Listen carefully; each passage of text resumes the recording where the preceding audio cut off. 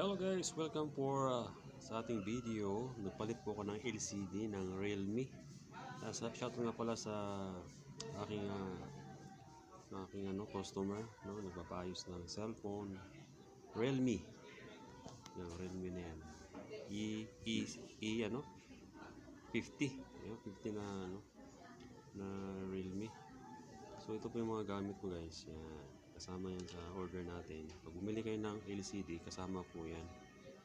So ito yung mga natin ginagamit. Oh. Simple lang, wala pa akong gamit na mga Tapos gamit ako dito. Yan. Dahil napakaliit ng pyesa. So successful po yung ginagawa natin guys. Yan. Ito yung pandikit. Yan guys. So, ito yung pandikit na ginagamit natin.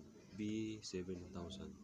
Pandikit to sa LCD. Saka yung sa cover ng cellphone. So yan guys, hindi po basta-basta ito.